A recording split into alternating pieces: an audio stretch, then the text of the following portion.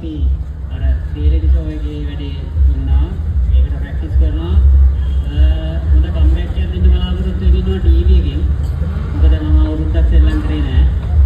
බලාගෙන හිටපු හැමෝටම මඩ ගහපු හැමෝටම හොඳ කම්බැක් එකක් දෙන්නේ ටීවී එකෙන් ගෙදරට වෙලා ඉඳලා බලා ගන්න පුළුවන්.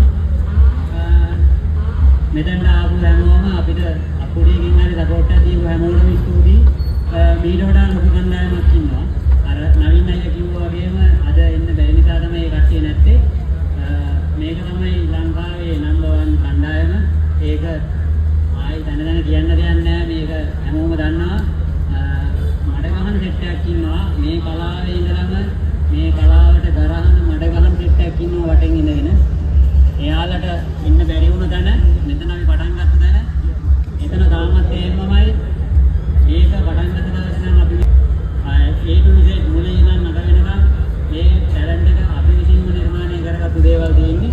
ගොඩක් දේවල් මම ජූට් එකේ ඉගෙනගෙන තියෙනවා. ඩිසිප්ලින් ලංකාවේ වැඩිපුරම තියෙන කණ්ඩායම ටීම් 90 දෙකේ 1000කට වඩා මුලින්ම කියලා තියෙනවා. කිසිම මුදලක් අය ගන්න නැහැ. මුදල් අය කරන්න මොනවද මීටින් නෙවෙයි ඉන්නේ. ජූටට thank you, Naveen අයියාට thank you, අඩි අයියේ thank you හැමෝටම 90 degrees ඉඳලා අපි මාර දැනකට ආවා. මේක සම්පූර්ණයෙන්ම අපේ ටැලන්ට් එකෙන් ආවේ. ඒ වගේම 90 degrees අපිට අත දුන්නා, හිත දුන්නා, සහයෝගය දුන්නා. අපි වැඩිලා ඉන්න වෙලාවෙම අපි උත්සාහ තියන්න මාර සපෝට් එකක් දුන්නා.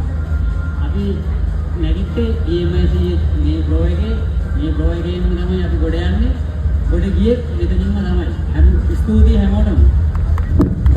ඉතින් වටින වචන ටිකක් ආවා ජූඩ් ඇලෙක්ස් ආරාධනා කරසින ඔයාලට එන්න කියලා.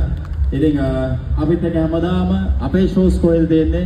කැලණිය පාස් අපිත් එක්ක ඉන්නවා. මම හිතන්නේ පුබුදු කියපු දේවල් වලට වචන ස්වල්පයක් ජූඩ් වාත් එකතු කරනවා න ะ. යාගාව විනය නැත්තම් නිහතමානීකම් නැත්තම් ඒ රයිඩර්ගේ වැඩක් නෑ. මම හැම වෙලේම ගරු කරන්නේ වැඩකාරයන්ට නෙමෙයි නිහතමානී මිනිස්සුන්ට විනය තියෙන මිනිස්සුන්ට. ඉතින් ඒ කණ්ඩායමක් තමයි